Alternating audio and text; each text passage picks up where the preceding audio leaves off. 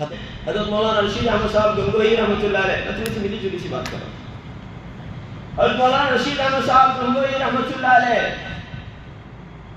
کتنے بڑے آدمی معلوم ہے کتنے بڑے آدمی ہیں؟ مولانا زکریا صاحب رحمۃ اللہ علیہ کے والد مولانا یحییٰ صاحب کاندھلوی رحمۃ اللہ علیہ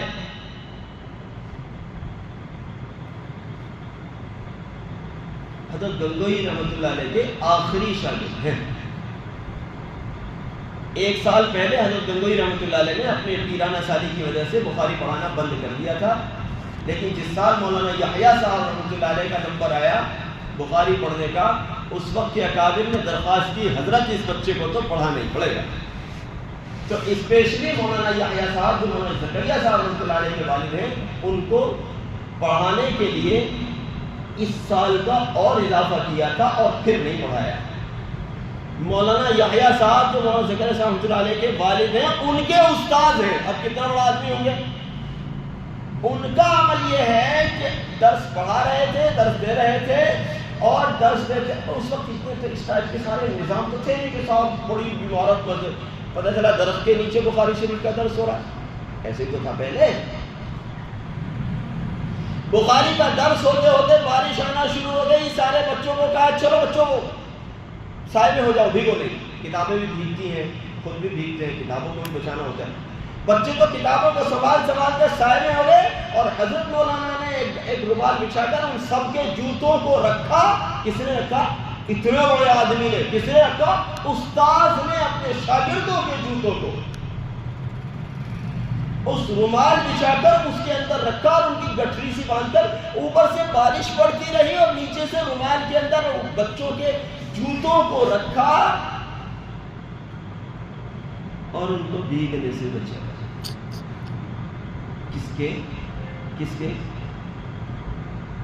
یہ ہے مقام مدرسے کے بچوں کا. جب بچوں کا یہ حال ہے تو استادوں کا کیا حال ہوگا؟ آپ سمجھ سکتے ہو؟ نہیں سمجھ سکتے. یہ استاد جو علماء ہوتے ہیں نا، میں تو بہن بھی سنا رہا تھا، ان کا مقام تو حدیث میں یوں بیان کیا گیا، جو کسی عالم کو دیکھے تو میں ایسا کوئی ہے جو یہ چاہتا ہوں میں نبی صلی اللہ علیہ وسلم کو دیکھنا چاہتا ہوں. ہے کوئی؟ جی نہیں ہے نا. اللہ کا شکر ہے. جو چاہتے ہو نبی صلی اللہ علیہ وسلم کی زیارت ہو؟ جی چاہتے ہیں انشاءاللہ. یار مسلمان چاہتے ہیں یار نبی صلی اللہ علیہ وسلم کے روضہ اقدس کی زیارت کرنے کے لیے 5-5 لاکھ روپے خرچ کر کے حاجی جاتا ہے.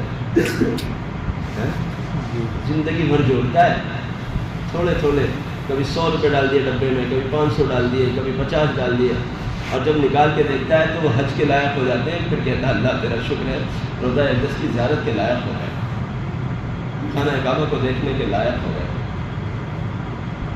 قبر اقدس کو دیکھنے کی تمنا لے کر 5 لاکھ روپے خرچ کر رہا ہے. اور پتہ ہے حدیث میں کیا کہا گیا؟ جو کسی عالم کو دیکھے وہ ایسا ہے جیسے نبی صلی اللہ علیہ وسلم کو دیکھا. ہے بڑی بات یا نہیں؟ جو کسی عالم کے پاس بیٹھا وہ ایسا ہے جو نبی صلی اللہ علیہ وسلم کے پاس بیٹھا. میں ہزاروں بار قسم کھاتا ہوں اللہ رب العزت کی، پھر قسم کھاتا ہوں اور پھر قسم کھاتا ہوں، مجھے زمین و آسمان کے سارے خلا ہیرے جواہرات سے بھر کر دے دیے جائیں اور یوں کہہ دیا جائے ایک طرف دیدار مصطفیٰ صلی اللہ علیہ وسلم ایک لمحے بھر تمہیں دیا جائے اور ایک طرف تمہیں یہ جواہرات کا خزانہ دیا جائے، بولو کس کو قبول کرتے ہو؟ خدا وحدہ لا شریک کی قسم اس خزانے کو کروڑوں مرتبہ قربان کروں گا نبی صلی اللہ علیہ وسلم کی صرف ایک لمحے کی دید پر.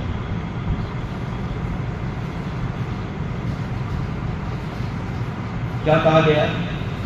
کسی عالم کو دیکھنا نبی صلی اللہ علیہ وسلم کو دیکھنے جیسا ہے. کسی عالم سے مصافحہ نبی صلی اللہ علیہ وسلم سے مصافحہ کرنے جیسا ہے. کسی عالم کے پاس بیٹھنا نبی صلی اللہ علیہ وسلم کے پاس بیٹھنے جیسا ہے. حضرت اویس قرنی رضی اللہ عنہ ایک کمزور سا گدھا لے کر یمن سے روانہ ہو. پورا خطرناک جنگل پیدل پار کیا، وہ گدھا بھی کسی لائق نہیں تھا اصل میں. پورا جنگل، پورا ریگستان پیدل پار کیا، نبی صلی اللہ علیہ وسلم کے دیدار کی تمنا لے کر مدینہ منورہ آئے.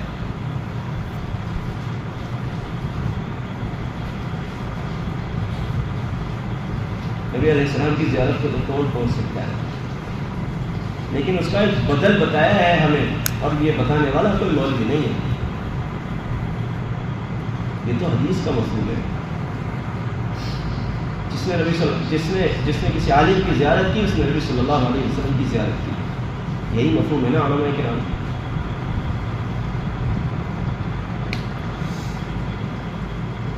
وہ علماء ہمارے نزدیک بس دعا کرنے کی مشین ہے، نہ ہم ان سے دین سیکھنے کو تیار ہیں. میں بتاؤں، کسی مسجد، کسی مدرسے کے سامنے سے جب گزرو، اس کے در و دیوار کو محبت کی نگاہوں سے دیکھنے سے جو ملتا ہے وہ بتاؤں آپ کو.